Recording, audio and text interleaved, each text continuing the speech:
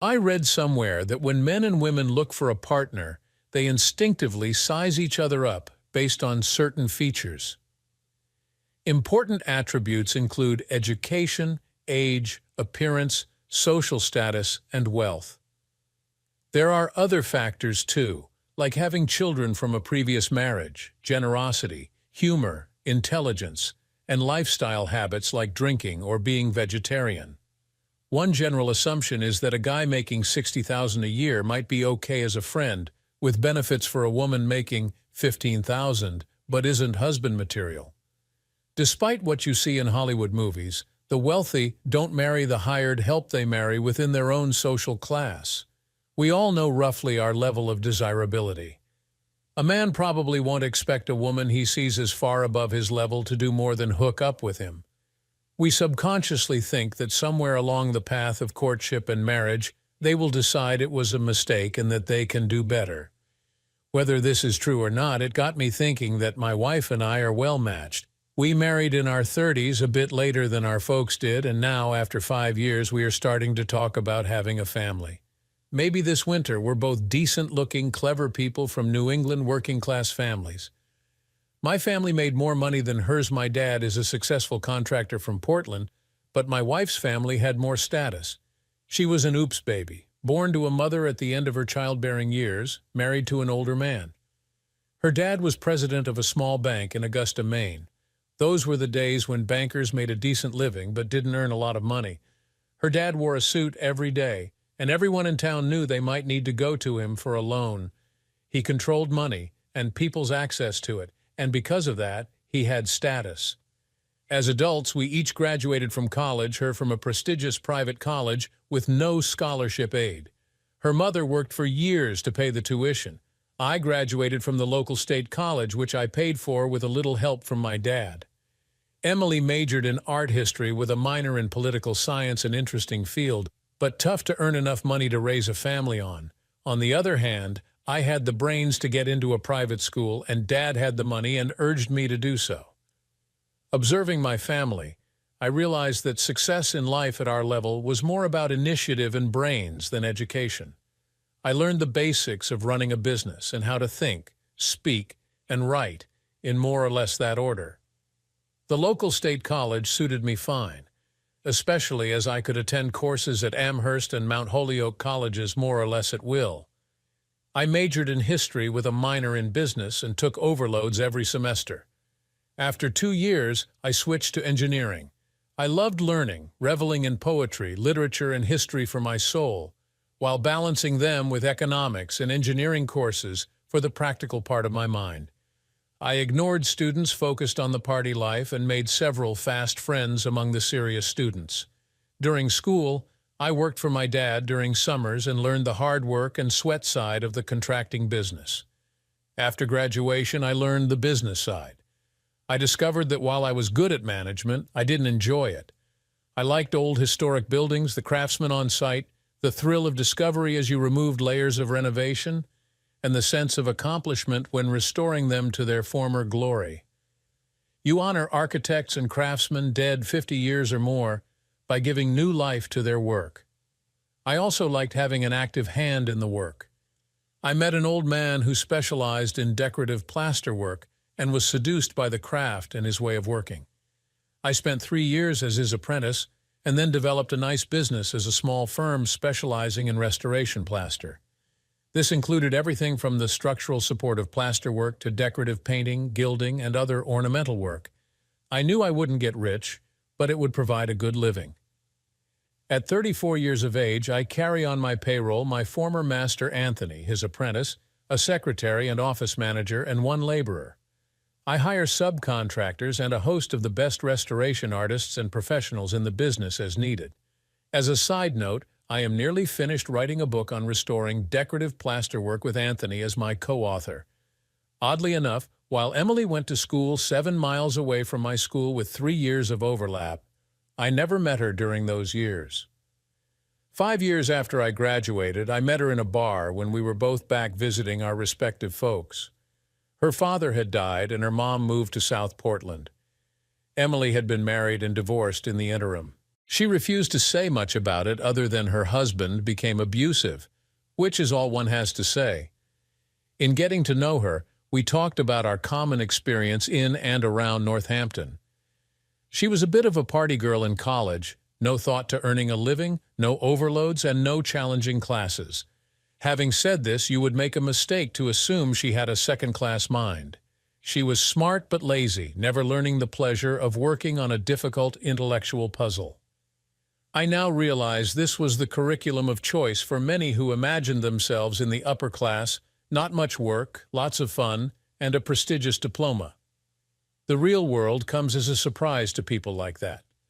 She was surprised and a bit jealous to find I had taken courses from some of the same professors she did, although she tended to take introductory courses while I talked my way into more focused upper-level ones. It also irked her that I spent considerable time at these professors' homes, eating at their tables, meeting their spouses, and discussing art, science, and life well into the night. Some of them regularly assist me now when I run into issues of conservation and don't know exactly what I'm seeing emerge from under the paint I have to remove or what I have in front of me. The economic, upbringing, educational, and regional connections created a bond, but I thought it was our intellect that deepened our relationship into love and finally marriage. The decision about where we would live was easy. I mentioned at work that Emily was living in Philadelphia, and Anthony announced that as he had family in Philadelphia, we all might as well move there.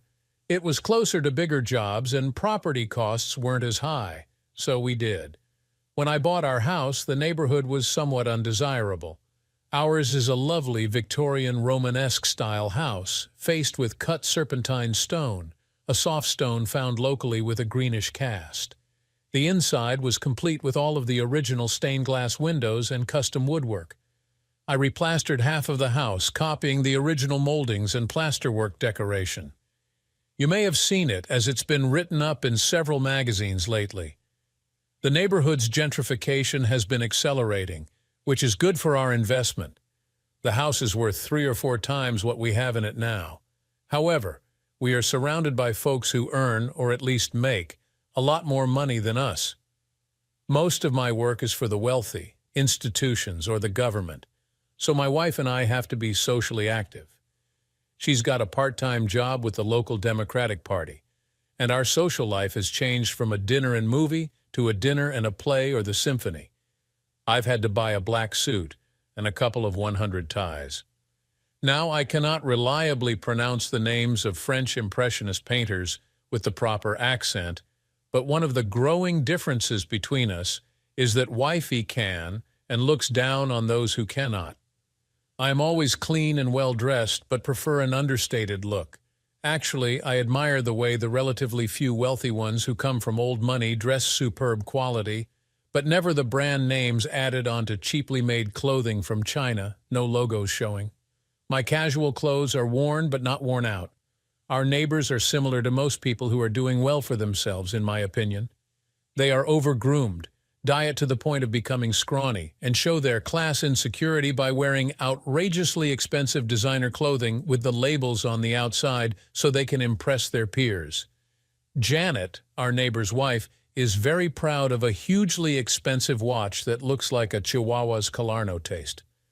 Despite my enjoyment of physical work, my business has shifted from me doing it myself to me undertaking the business end of restoration. I still work with my hands and body as much as possible. I figured out that if my back goes out, I can't work, so I work out 3 times a week to ensure that I stay flexible and my muscle tone is good enough to keep me from getting hurt. However, I also like to eat, and while weightlifting maintains muscle mass, it doesn't do much about calories. My weight has been edging up a bit and my business down a bit thanks to the recession. Last October, I noticed that shirts marked large didn't fit so well when I sat down. While not obese, I do have a belly that I have to admit is larger than is convenient. By contrast, wifey has, as they used to say, kept her shape. It also occurred to me that my very desirable wife is surrounded by high-earning, good-looking, trim males, and I don't look too good by comparison. Further, I rationalized that you do have to call a stop to waistline creep somewhere, or you risk becoming a circus attraction. So when my daughter dumped her 130-pound 2-year-old mutt named Prince on us, Prince for short, I used him to make a change in my life. Since I work out of our home much of the time, I got the job of primary caregiver to the dog, taking him for walks while my Emily does the brushing and the occasional bath. After a bit, she decided to rename the dog, and wifey settled on Sparky. I wondered if she might have been thinking of Cerberus, the big three-headed dog guarding the gates of Hades. She sometimes uses one word when she means another, but the words were a bit too different for that. Or maybe she liked the nickname Sparky and didn't realize it was short for Spartan. I didn't much care for the name, but what the hell? Sparky it was, except when I had to holler it on the street. Then I shortened it to Spark. The dog doesn't seem to mind being called different names. One of the jobs of dog ownership is walking the dog, which should certainly be more than short defecatory rambles. Sparky is a remarkably good-looking fellow. People stop us to admire him. Well, formerly a he, there are a few essential bits missing now. Sparky isn't satisfied with a quick stroll around the block unless the weather is rotten. He likes to get a good long walk. I started walking the dog several miles a day and discovered I really liked to walk. In no time I had lined up my day's phone calls, and we did a walk and call. We would spend an hour walking 3 miles every morning while I got my calls in. From there it was a short hop to jogging half a mile, walking half a mile, jogging half a mile, so we were covering 4 miles in an hour. I pushed it to 5 miles an hour, but the dog was struggling, so we settled on 4 miles an hour. At the same time, I shifted my diet as well, reducing the helpings of meat and eating more vegetables and salad. No prepared salad dressing, home dressings made with balsamic vinegar, a bit of olive oil and cheese. I used to joke that you couldn't neglect a belly like mine. You had to feed it 3 times a day, or it would shrivel up to nothing. Although it began to shrivel, I really didn't feel I was culinarily deprived just eating right. I had dropped from 235 to 210 pounds before wifey remarked, "Have you lost weight or something? Those pants are a bit too big." "Nah, I probably was never as fat as you remember me to be. Seriously, these pants were always a little big. We support 2 of the local charity resale shops, and since I wear kind of generic men's clothes, it was easy to donate my big chinos and jeans and buy smaller ones that fit.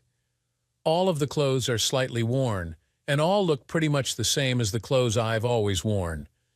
Wifey has a few quirks, one that she inherited from her mother, who was an out-and-out hippie flower child who married a banker. Go figure. Neither woman liked perfume or scented deodorants and didn't use anything but clear nail polish. Her natural smell is quite pleasant, but you have to have your nose close to notice it.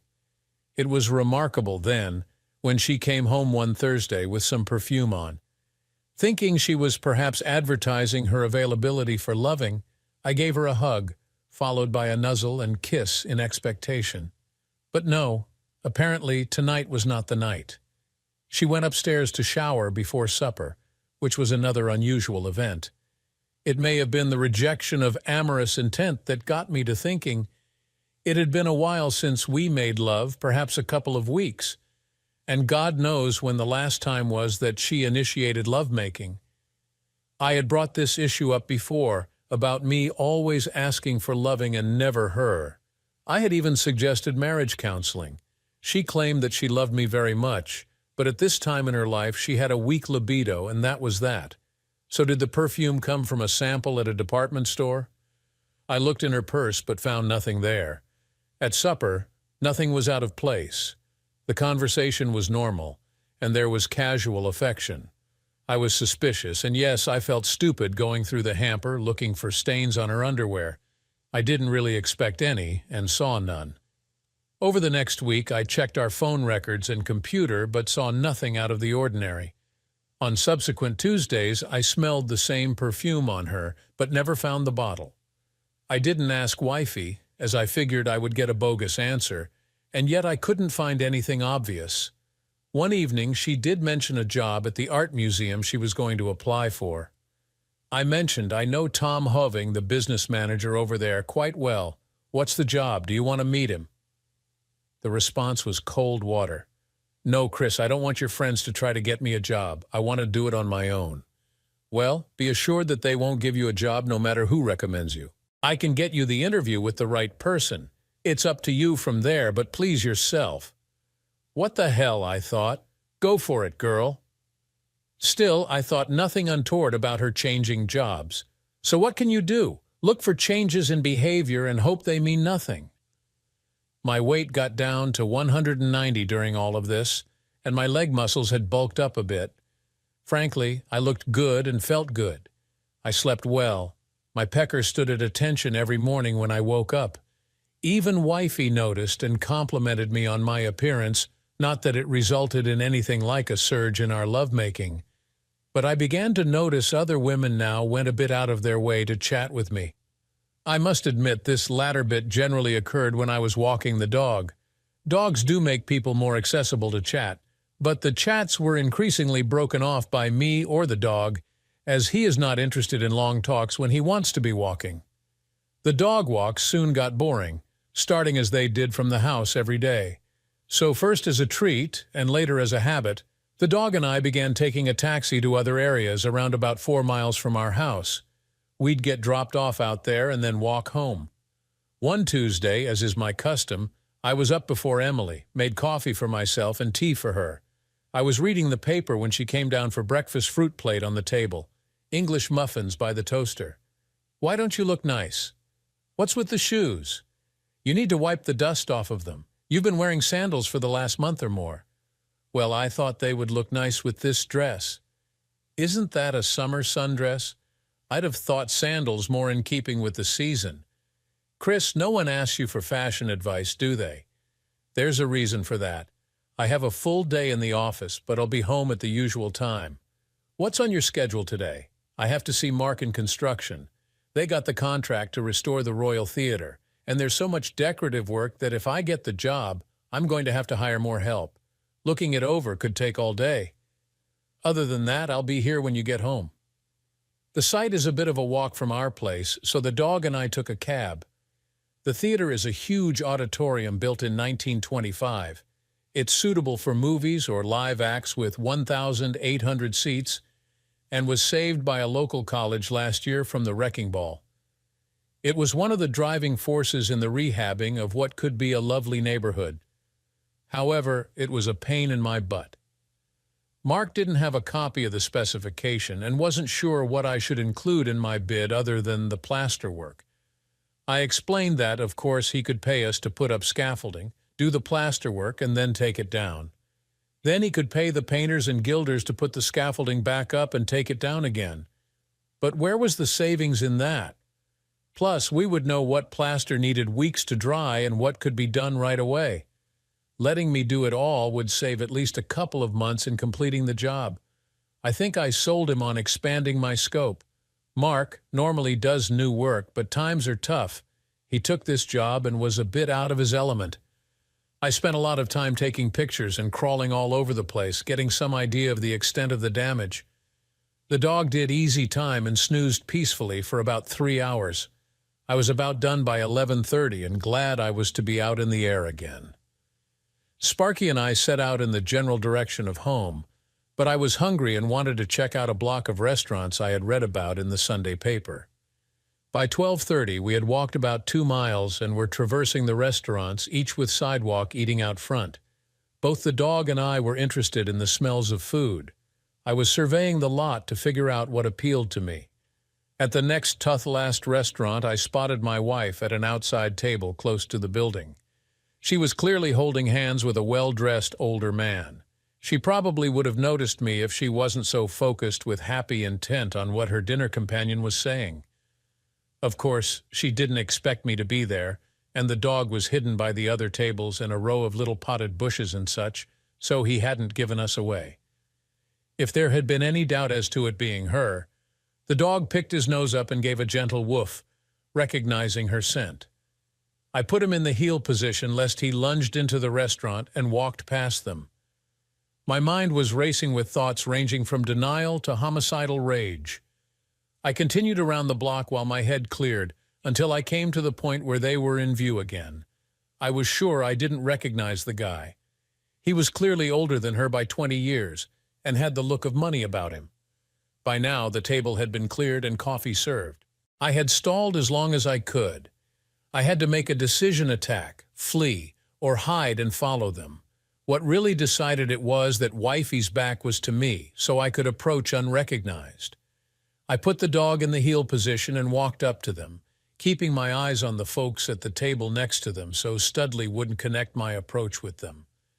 As I closed in, I saw wifey had her shoe off and was rubbing his leg with her foot, which sported red nail polish. As I came abreast of the table, I picked up an empty chair and sat down at their table, clearly startling the two of them. "Emily, I was just walking by and saw you here. Who's the new man?" She visibly jumped and yanked her hand out of his with a look of panic in her eyes, while the dog was pestering her with his exuberant, doggy greeting. I nudged her shoe out of reach and stuck out my hand to Studley. "Hi, I'm John Whitaker. The habits of courtesy carry us through all embarrassment. James Morgan." And with no prompting, I help out at the party office with Emily. "James, this is my husband John and our dog Sparky. What are you doing here?" "Gee, I asked you first. What are you two doing here?" "You tell me." Her foot with scarlet red painted toenails was scrambling around under the table trying to find her shoe. "Oh, just having lunch. And your plans for afterward?" "We're going back to work, of course." "Oh, of course. Well, good. That relieves my mind. When I saw you holding hands and you playing footsie under the table with your red toes, I thought that this might be a local Democratic sequel to Bill and Monica. You're not a cigar smoker, are you, James?" I heard a guffaw from the table behind me, but Studley smirked and shook his head. "Afraid not. Planning to put something else in then, I suppose. Well, you folks get along with your afternoon. It's a long cab ride back to your office from here, Emily. I assume you'll be home at the regular time. I'll have supper ready and a dessert, so please don't bother bringing home a cream pie." I don't think she knew what a cream pie is because she looked befuddled. The guys behind me did another chuckle, and a slightly embarrassed grin came from Studley. "John, I resent your insinuations. This is nothing more than a lunch." I stood up, returned the chair to the table where I found it, and glanced directly at the two guys behind me who had been hanging on every word, so I asked them, "Well, jury of two, since you are unknown to the principals here gathered, I ask you, can this woman be believed?" "Hell no, buddy. They were talking about how to communicate with each other when they're away from the office without you finding out." James, as she calls him, arrived with 2 throwaway cell phones and gave her one-its in her purse. They were planning to go to his house this afternoon. "Sorry, dear. The jury has voted for conviction. The judge will now retire and consider the sentence. By the way, keep the phone, Emily. You may need it soon. Come, Sparky. Let's go." To the guys, she named the dog. They laughed. Figures. When I resumed my walk, I felt bad, awful, actually, but I thought I had made the right decision. I felt bad because I really loved Emily, but I rather thought she was now out of my life. In fact, I had lost my appetite for both her and for lunch. You can only lose someone's trust once. After that, you may say, "Of course I trust you, but it's not like before." I wondered who exactly James was to her. The obvious options were sex buddies, a male shoulder to cry on during the divorce she was planning, or the long-awaited love of her life and her new husband.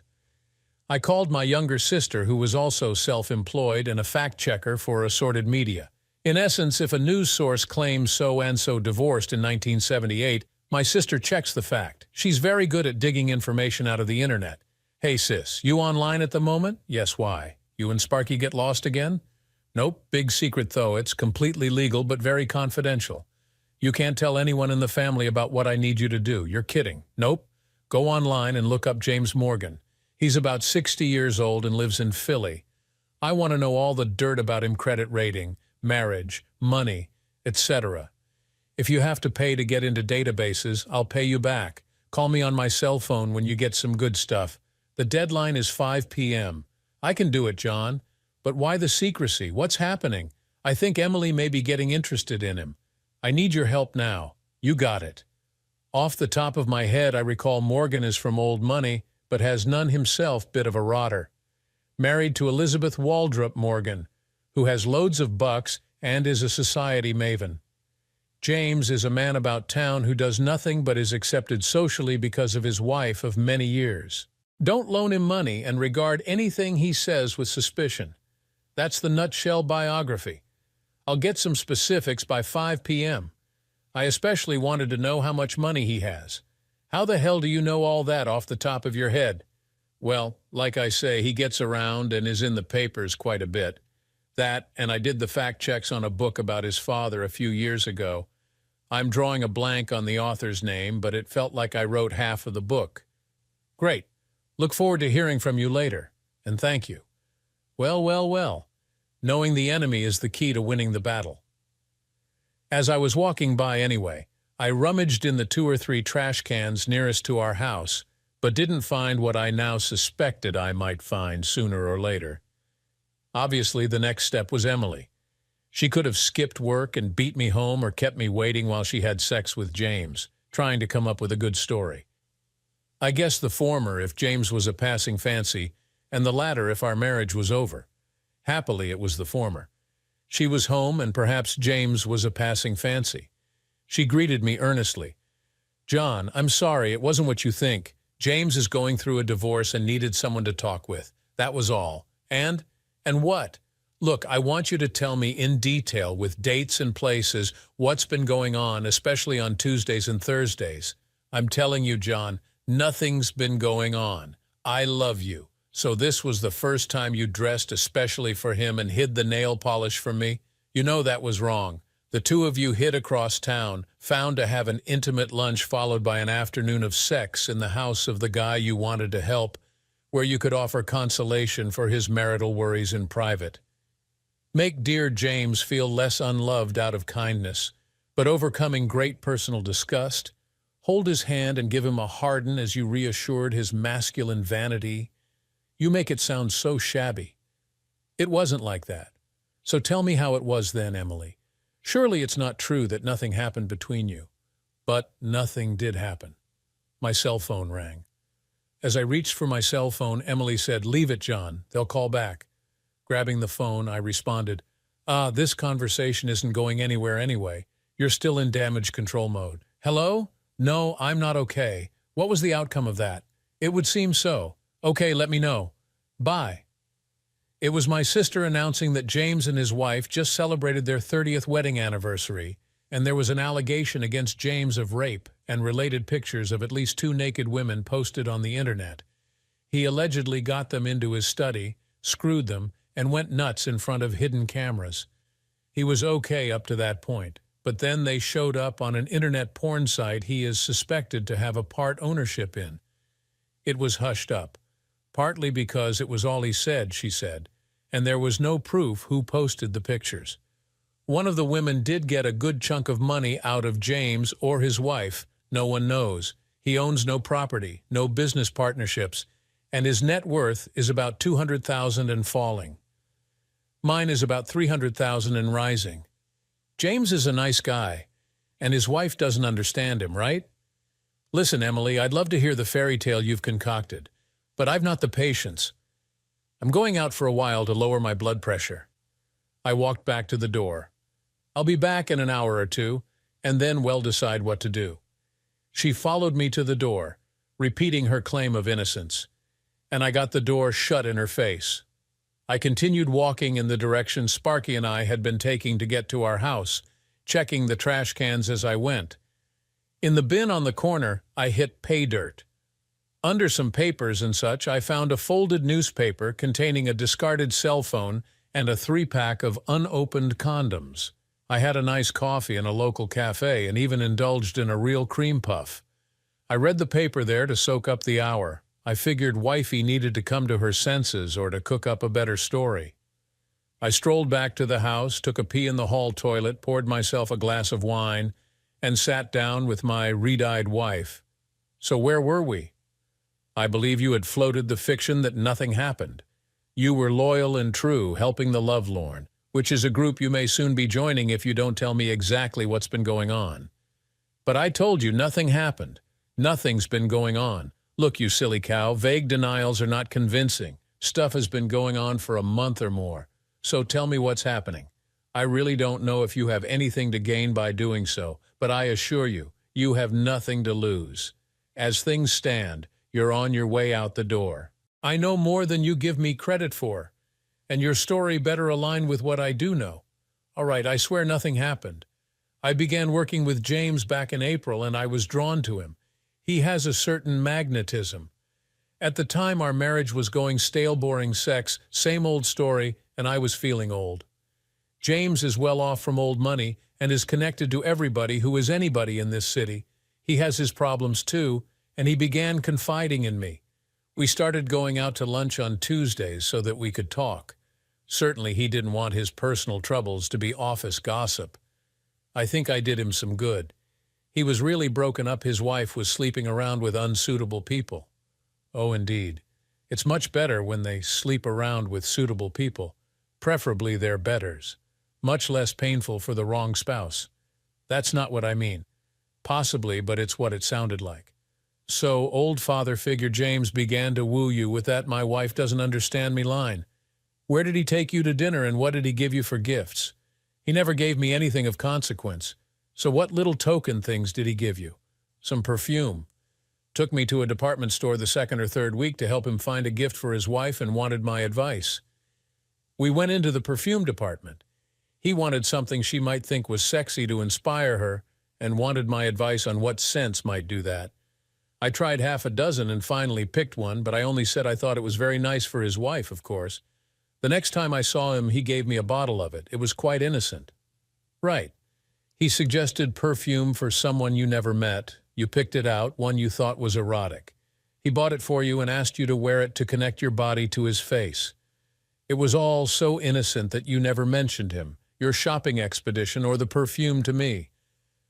I take that back. You mentioned seeing him greeting your boss with a hug, kiss, and hand-grabbing the butt cheek. You said she laughed and kissed him as though they were once lovers. Your words, not mine. So where is this perfume that your other man gave you, the one that makes you feel like having sex? I'd like to see it, try it out actually. I left it at work. So you wore it just for him whenever he took you out because he bought it just for you, and he thought it got you wet. Knowing why you were putting it on must have been exciting. Mustn't bring it home, though, lest hubby find it. Our little secret. I get the picture. Where did he tell you to apply the perfume? I know it must look that way, but I wasn't thinking. I was being kind. I didn't want to hurt him by rejecting him, and he's an older gentleman, so he's not so politically correct as people our age. Again, where did he tell you to apply the stuff?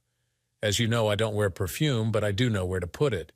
He told me the usual places: on the wrists, the neck, between the breasts. I checked online. He told me correctly.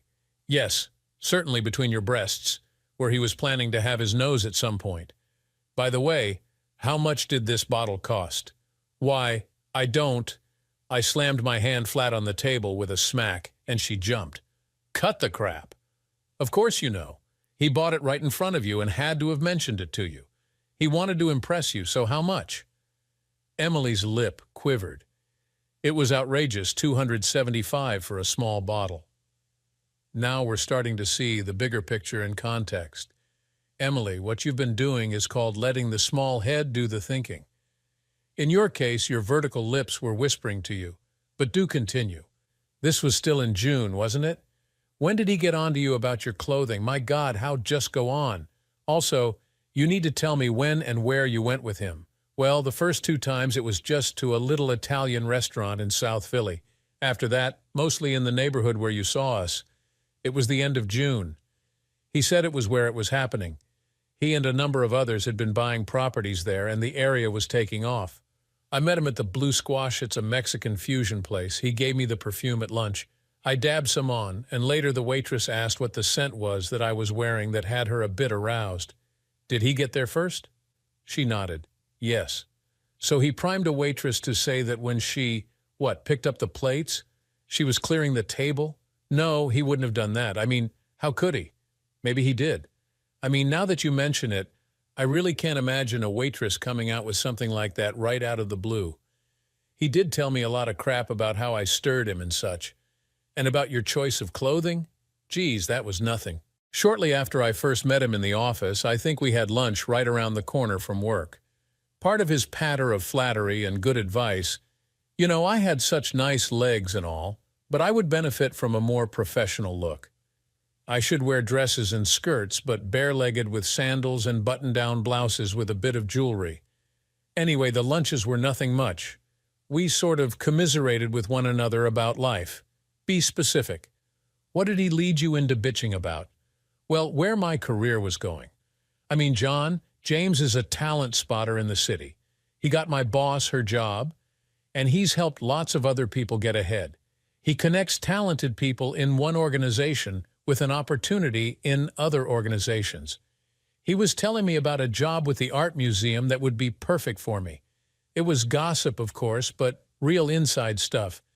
They don't advertise the good jobs on Monster, And as he had confided in me about his marital troubles, I mentioned what you had said about our marriage and whatnot. Whatnot? Well, us having a chilly sex life right now and difficulties talking about important stuff, not seeing eye to eye, that sort of thing. Excellent conversation. He told you, in effect, stick with me, babe, and I'll get you a better job with more money, and you responded by telling him that you hadn't had good sex in ages.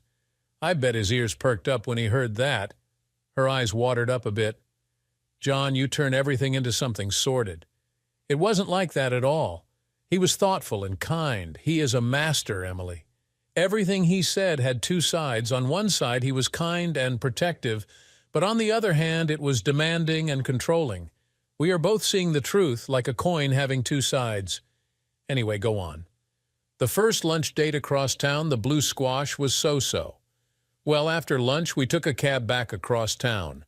When we were a couple of blocks from the office, the driver damn near took a corner on two wheels, and I flew across the seat and landed in a jumble on James. I was embarrassed to fall all over him like that, James had the driver stop the cab right there, and we got out and walked around the block to the office. I can read her like a book. You skipped something just now, didn't you? When you were thrown on top of James. It's not important, but, well, he did kiss me. But look, it wasn't premeditated or anything, just, being tossed into him, almost a reflex, a thing of the moment. That's all. I stood up. Well, I'll see you after supper. I'm going out to eat by myself. There's no point in continuing this conversation if you keep trying to hide what you were doing. If you're still here when I get back, we can try for the last time for complete honesty. What do you mean, John? I called the dog and put his collar on. Good day for the dog, all that walking. Bad day for me. I'll tell you what happened, you silly cow. Yes, you slid on top of him. You ever have a cab swerve like that for no reason? I never have. As he got in, he slipped the cabbie 20 and a note, telling him to take a hard left turn towards the end of the ride. It was planned. You skidded across the seat onto him. He kissed you quite firmly and deliberately, and after a shocked pause, you kissed back with tongue work. The next thing you knew, he had his hands on your other places, right? She was horrified. I mean, how my educated guess was right on the mark. My God, John, why am I talking to you like you were there? I'm genuinely weirded out over this. Come on, Sparky, let's take a walk. This house is more than full enough of half-truths and outright lies with Emily here. Sparky had a nice walk, and I stopped at a small diner where the floor was clean enough for the dog to lay down. Not that he cared. They had a delicious lamb shank with fresh fava beans on special. When I got back, I poured another small glass of wine for myself and one for Emily while giving the dog the shank bone. I sprawled out in the chair opposite her. So where were we? Oh yes, you were trying to hold back the knowledge of your first wet tongue kiss with James and his first grope of your whatnot, plus how sexually excited you were. Now, I mentioned before that you were to tell me everything, and you're not doing that. I'm serious. I want the bald truth, or you can get your bum out the door right now. You can spend the next few weeks at James' house. Elizabeth is in France for the next few weeks, or you can live there as a maid with benefits for all I care. Am I clear on that? Yes, John, very clear. How do you know about Elizabeth Morgan? I don't know how you know all this, but that's what happened. We were both shocked at our instinctive reactions and stumbled over each other with apologies. We were practically at the office, and like I said, James had the cabbie pull over so we could regain our composure before we went into the building. There was a long pause, I suppose, where she was deciding if there was anything she dared not tell me. The week before last, we went to a really great West Indian French restaurant, really just a hole-in-the-wall place. So now you are at the point where you are voluntarily marking yourself with a scent and wearing clothes he approves of that give him easy access to your holes. Is this the week with the undergarments, or did that come earlier and you forgot to mention it? She burst out crying and ran out of the room, sobbing as she went. I sipped some wine and started to read the paper. She came out of the bathroom about 10 minutes later, re-dyed with a snivel or two. I am so sorry. You knew everything all along. Why didn't you say something and stop me? You never let on. Go on.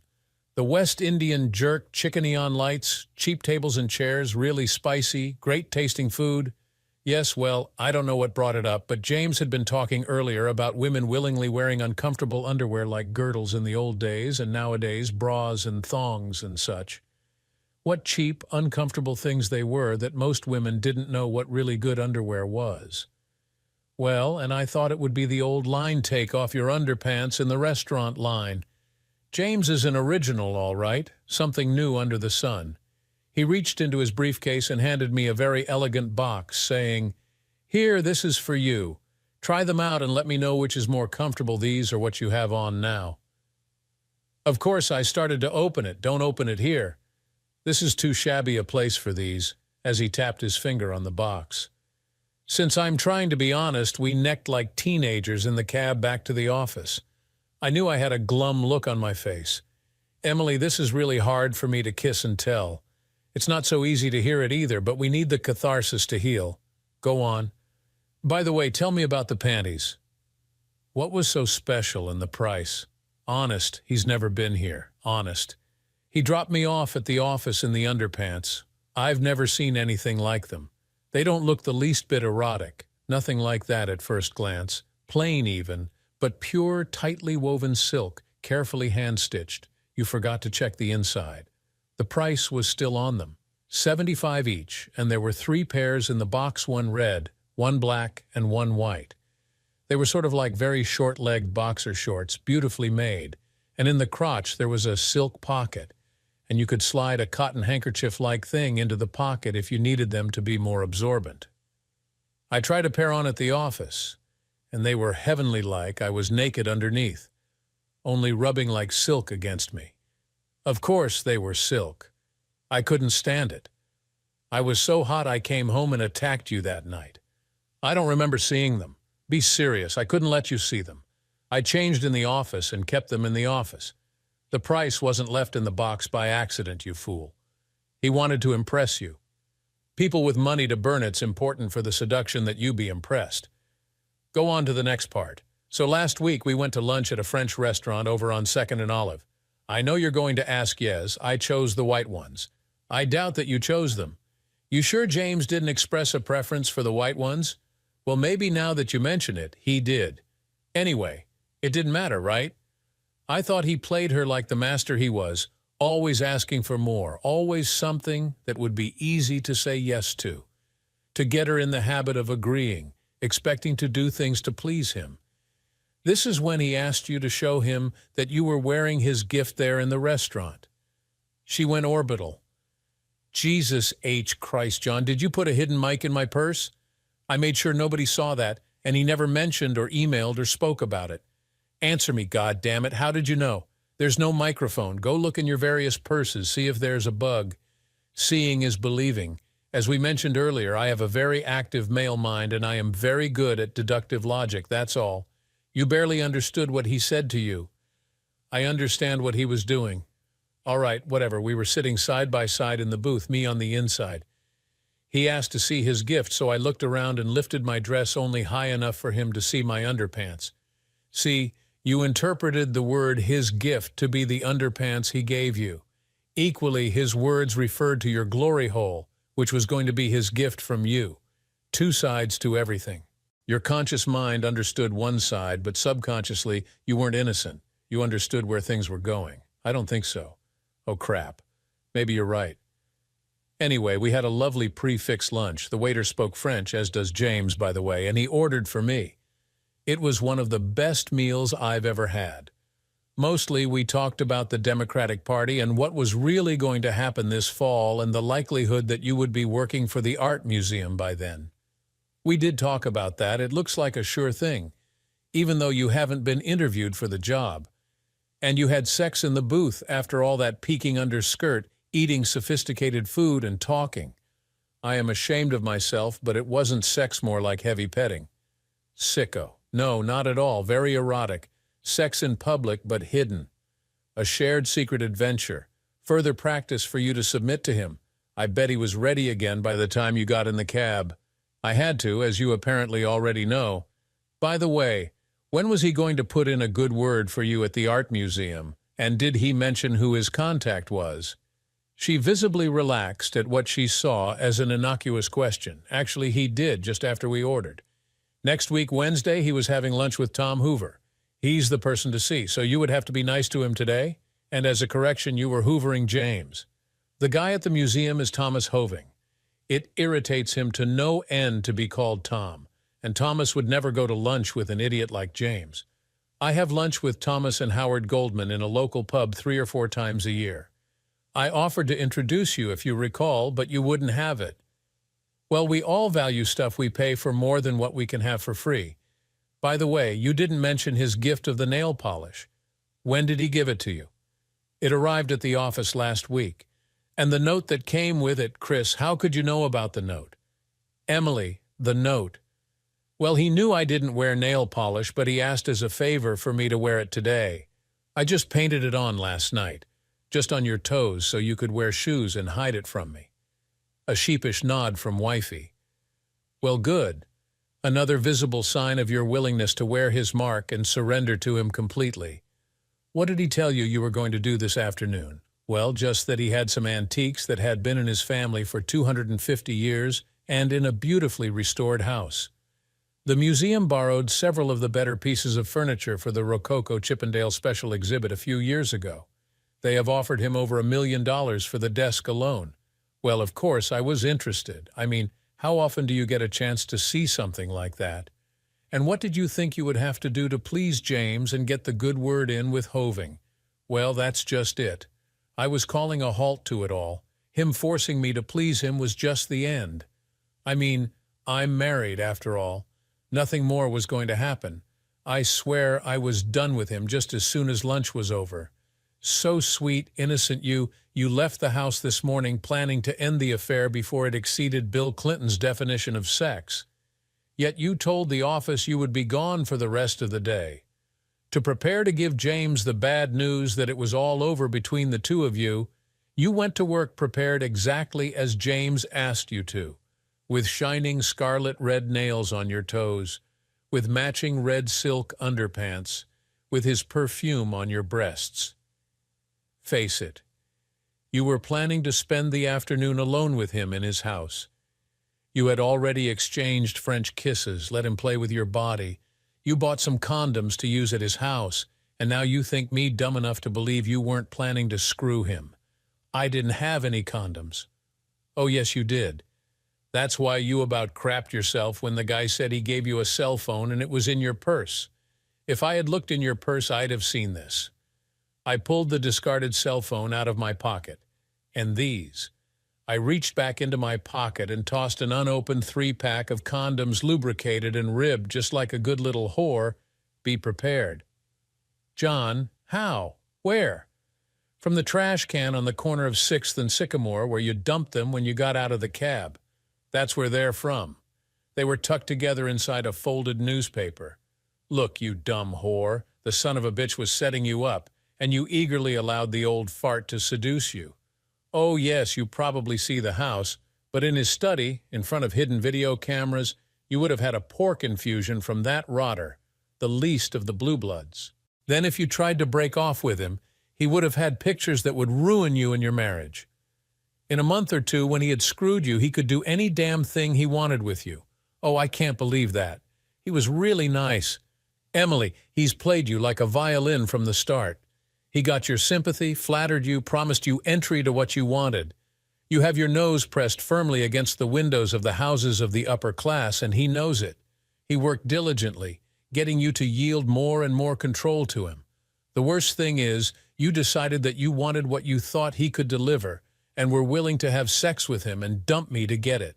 You knew very early on where this was going, didn't you? No, I really didn't. It was so gradual. Each thing was a little more than before, but nothing.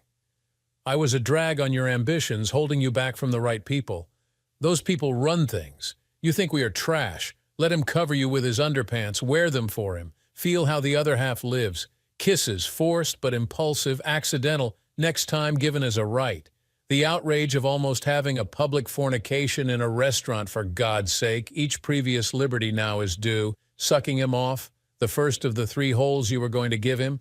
Well, he didn't get you to his house to have sex with you today, but that's not his fault, is it? You were willing and eager until you panicked when you saw me? No, it wasn't like that. It was like I was under a spell. I love you, John. You think so, but you want to have sex with James. You think living with me will prevent you from reaching your goals? I'm too rough, too working class. I'm your starter husband. You want to be in society. That was James' hook. You swallowed it, hiding it from me because you knew if I found out it would end our marriage and it wasn't convenient for you to make the break. Not just yet. But I don't love James. I love you. You were dumb enough to think that James would divorce his wife and enjoy having you as his trophy wife. You would inherit a pot of money when he kicked off. You never checked. James has less than we have. He owns no property, none. He has a spendthrift trust. The 250-year-old furniture is crap. It's his wife's. His wife of 30 years had all the money and prestige. He's the joke of Philadelphia society, tolerated only because his wife gives out tons of money. The guy is a master, willing to screw anything that comes his way. The only guy in town with a part ownership in a spicy website that lost money. Well, guess what?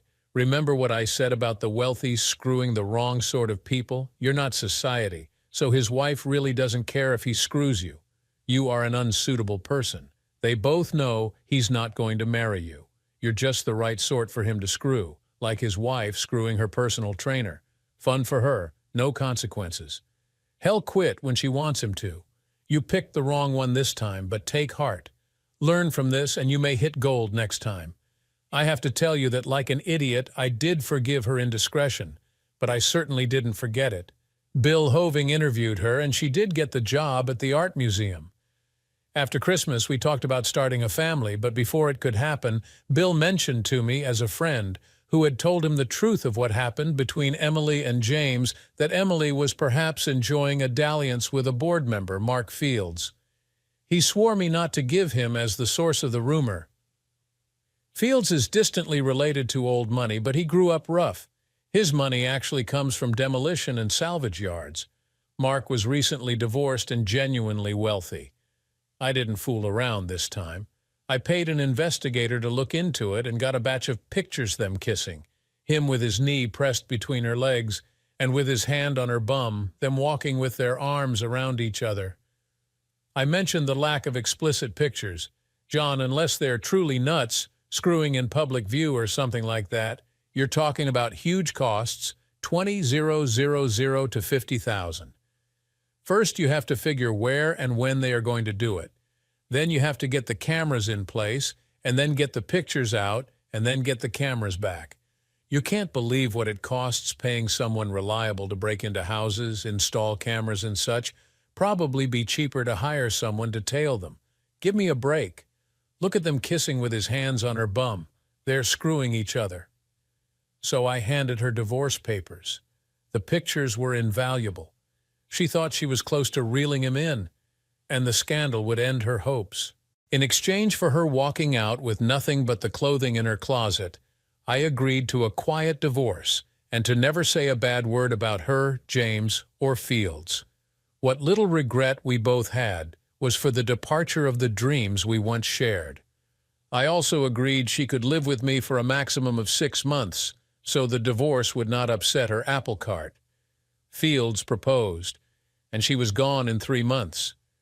You might ask why I didn't kick her out the door and piss on her head when she was lying in the street. The answer is that I try very hard not to hang on to anger. It corrodes the soul and can dominate your life. When it was clear that we had no life together, I was happy to get her out of my life and move on. It would do me no conceivable good to carry on a vendetta.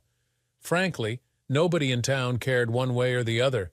But why introduce needless discord into your life? There are things I will fight for, but a wayward wife is not one of them. Plus, giving her half of our assets would have cost me about $150,000.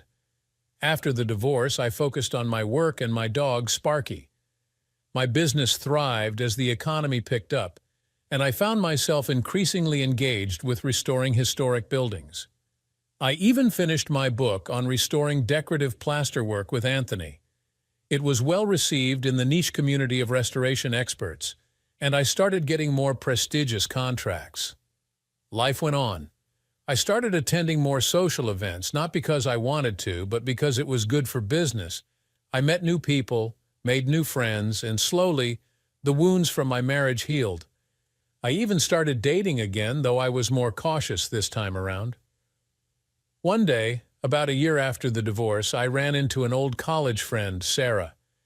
We got to talking, and it turned out she had also gone through a rough patch in her personal life. We started seeing each other more often, and over time, our friendship blossomed into something more. Sarah was different from Emily in many ways. She was grounded, honest, and genuinely kind. As Sarah and I grew closer, I realized that I had found someone who truly understood me and appreciated me for who I was. We shared common interests, and she even had an appreciation for my work in restoration. We took things slow, but eventually we moved in together.